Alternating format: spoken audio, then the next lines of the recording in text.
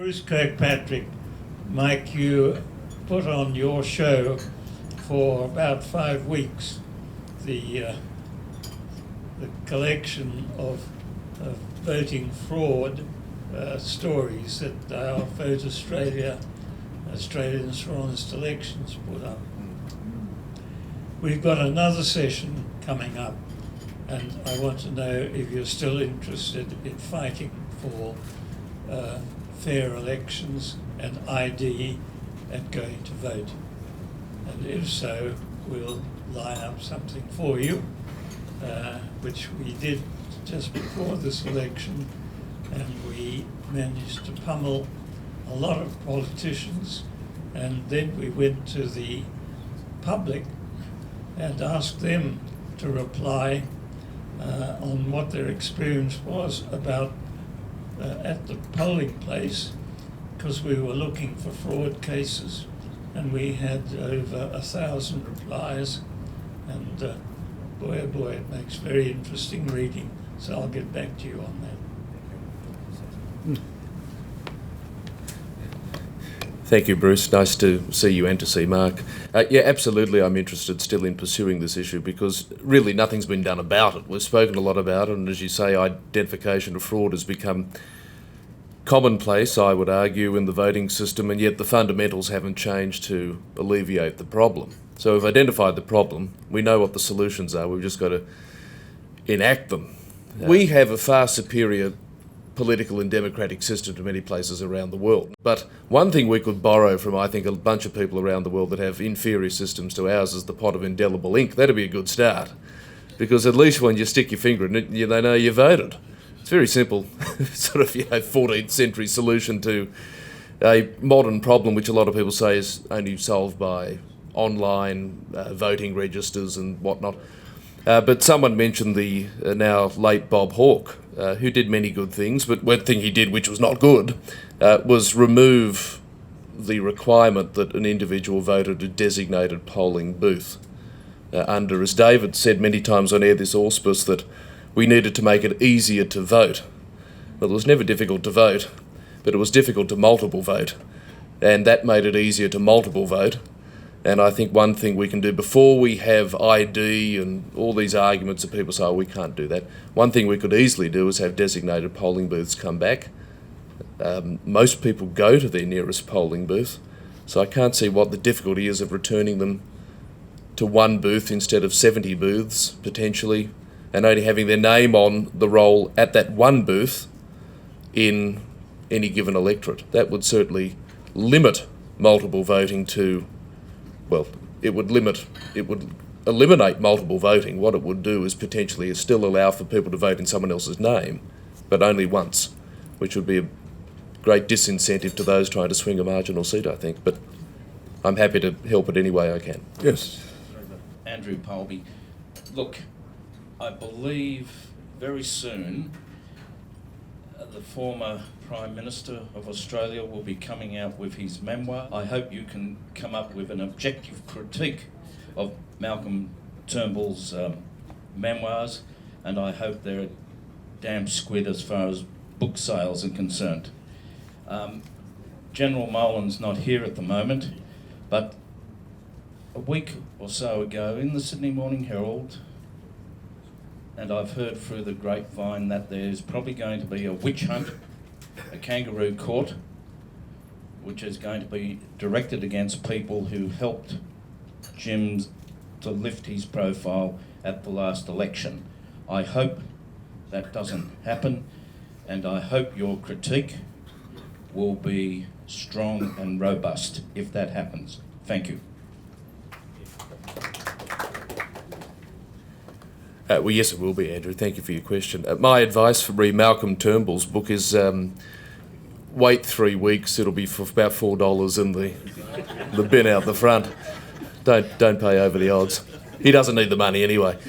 But regarding Jim Molan, I just think it's a tragedy that Jim Molan, with 137,500 primary votes, below the line, which is an ordeal for most people, and one only has to imagine how many votes he actually attracted, considering that there would have been a very high informal percentage, because most people aren't used to voting below the line. So we can safely assume that in New South Wales alone, and that's of course the only jurisdiction where Jim Molan could attract votes, there must have been at least 150,000 below the line votes, which is almost unheard of. Clearly in this election just gone, the most popular politician in Australia based off first preference votes. To think that he's not in the Senate. I've heard a few things said about the Liberal Party. I'm not a member of any political party. I don't know how they work, which is the way I like it. But regarding the Liberal Party in New South Wales, how they can argue that they are the party best served to keep Australia safe and defend the borders and all these sort of things, and at the same time have a New South Wales mechanism which puts the most qualified person to lead that effort in an unwinnable Senate position, I find very contradictory. And I think a lot of people saw it, and I would challenge anyone here to name who the three people from the New South Wales coalition who got into the Senate, who they are. No one knows. And so it was a loss for Australia that Jim Molan didn't make it in, but there is hope. As David said, these things have a serendipitous way of turning around, and that is of course the vacancy left by Arthur Sinodinos. If the Liberal Party have learnt their mistake, they'll put Jim Molan in. I doubt they will.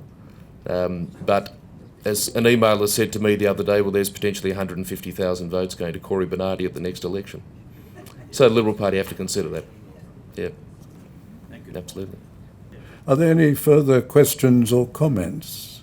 What would happen to this country if we had Republican politicians? It depends on the model of republic, of course.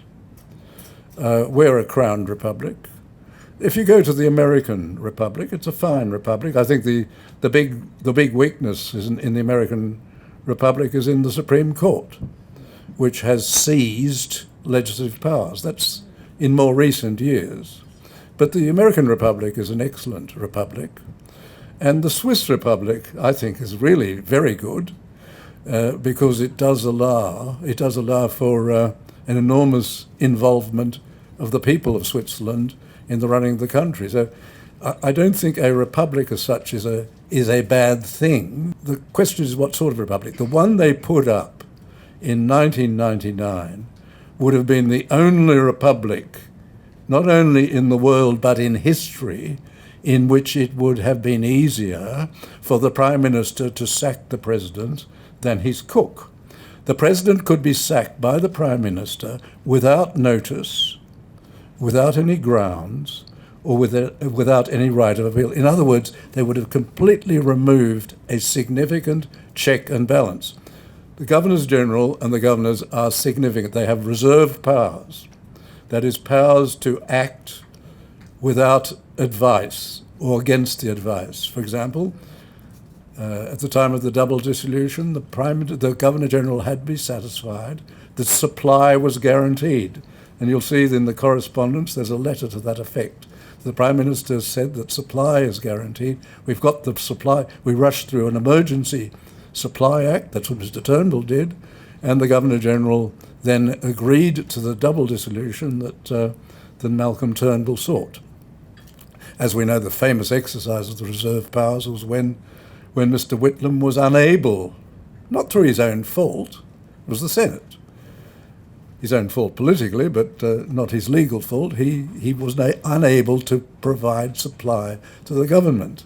And in such a case, a Prime Minister should resign or advise an election. He did neither. He advised a half-Senate election, which would have had no effect for another 6 months and may have been rejected by the governors, because the governors, when you want a Senate election, the Governor-General has to ask the governors to call it, and the governors could have, on advice, refused to do that.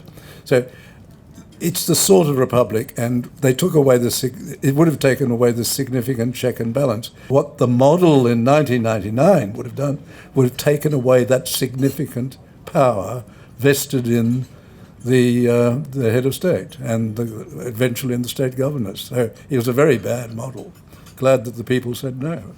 Thank you very much for your attendance. It will be videoed and be available in due course on our YouTube channel. Thank you very much, ladies and gentlemen.